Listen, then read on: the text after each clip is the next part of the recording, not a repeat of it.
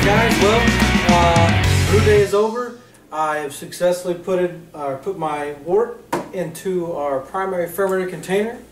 We're getting ready to pitch the yeast, which has been in a yeast starter for the past 48 hours. Now we'll go over a yeast starter later on. Whenever I do my next batch, will be an all grain oatmeal cookie stout. I'm sorry, my brain's not working. One thing important, whenever you have a stir bar in here, which we'll get to, see the stir bar? I don't know if you can see it right here. This is a little magnetic plate. You want to make sure and put this on here.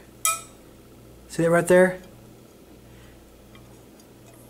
And keep this, because if not, you're going to lose your stir bar into your primary fermenter, and we don't want that, because we want to make another. We're going to make another starter for my oatmeal cookie stout. So anyway, this is our yeast. It's been sitting in there for 48 hours. We want to make sure it mixed up real good.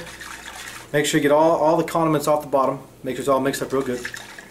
And we're just going to simply pour it inside here. You want to get this done as fast as you can, because right now we're sitting at about 76 degrees, which is, I'm going to ferment at about 68, 67 degrees. So I want my beer a little bit cooler, which as soon as I get in my fermenter, it'll be cooler. But this right here is about 69 degrees, so it's about perfect to pitch. So it'll be ready to go. So all we do is take the foam top off.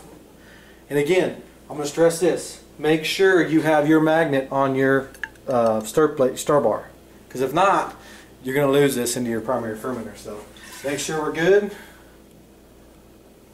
Get a funnel. Make sure and put a funnel on there, because you'll make a mess. Add our yeast.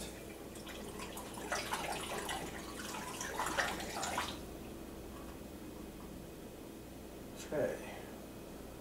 Make sure and get every bit of it in there. You want all them yeast, because whenever you do a yeast starter, you're going to double your yeast count, and you're going to. All these are about to go into war. You're about to. These yeast cells are fixing to go fight. So you want to make sure you get every bit of it out of there. Touch that there. Come off. Still have your stir bar. Smells perfect like bread yeast. So there you have it, guys. Now we're going to take this off here, set our airlock on. Always put your airlock on first before you fill it, because if you don't and you get suction, you're going to suck water down inside there. Get some nice RO water. Don't touch the top, just open it, fill it to the rim. It'll say where it needs to be. Here, I'll show you. See the fill point here? The fill point, see that line? I don't know if you guys see it, the fill point right there. You want to fill that line, no higher than that, just the fill line right there. Okay? Stick it on there. Okay. Fill. That's it. Now, your beer is sealed up and ready to go. We're going to stick this down inside of our primary fermenter. I mean, on my fermenter chamber, I'm sorry. We're going to stick this down into my, we're going to give it a little shake first. We're going to tell you we're going to shake it just a little bit. Or a good little shake, because you're going to want your yeast to be ready to go.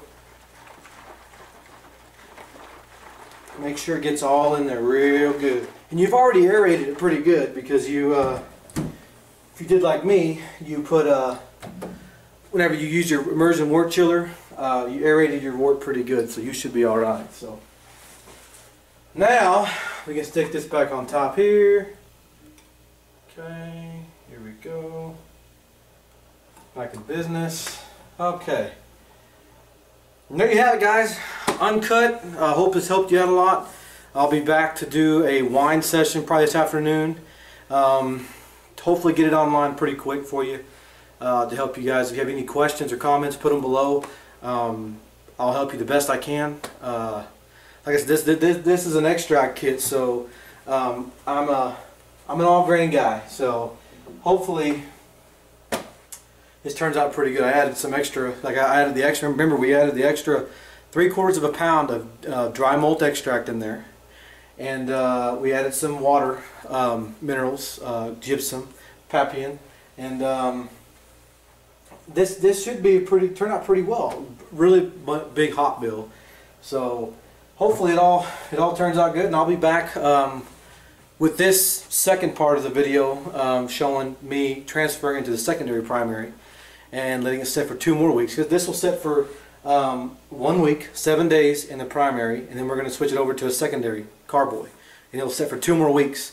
And then, but whenever we transfer to a secondary carboy, I'm going to put some. I'm going to dry hop an ounce of hops in there as well to give that extra aroma. It won't add much to the bittering, but it'll give that much more piney flavor that we're looking for in a nice pale ale. So anyway, that'll be what's coming up. I'll have the wine, and then I'll probably in another month, well, probably 2 weeks, I'll be doing the all grain. My seasonal I usually do, my oatmeal cookie stout, which will be amazing. It's always amazing. So anyway, thanks for watching, guys. I hope this helped you a lot. If you have any questions, like I said, put them down below. Thanks for watching. Hey guys, one thing I forgot to show y'all and all the excitement was the starting gravity. It's right at 1060. Now remember, I added an extra pound, almost a full pound of dry malt extract. That's extra sugar, so it's going to make the alcohol content higher. We're shooting for a 1046. We've got a 1060, which is perfect because it's going to be about a 6.5 to 7% alcohol, which is going to be amazing. So here's a close-up of it. You'll get to see the marker right here at the level. Let's see, we zoom in here. This new camera, it seems pretty legit. Let's see if you guys can. Hope you guys can see that. It's just right above the 60 there. Oop, oop, oop. Right there. Right above the 60, which is going to be perfect because your alcohol level is going to be somewhere in between.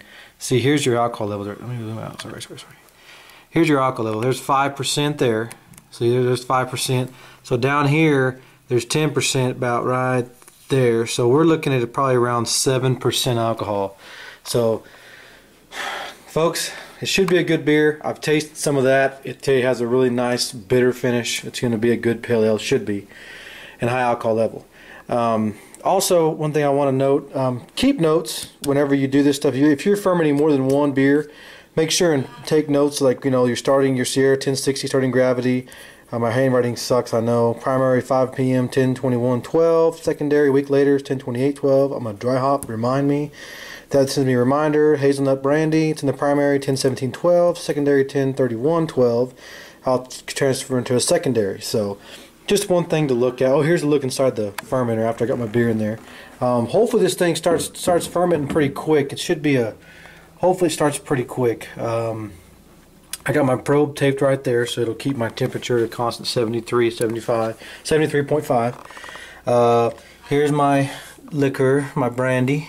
It's still bubbling every now and then, so I can get another week in the primary, then I'll transfer it out. So anyway, we go on YouTube for you, so you can watch the whole process go down. And I'm fixing to get ready to make me some wine, and I'll videotape that as well.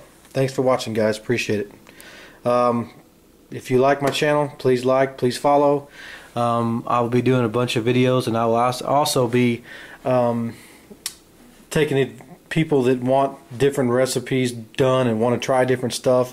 I'm open for that. I'm ready to try that kind of stuff, so just let me know. Thanks, guys.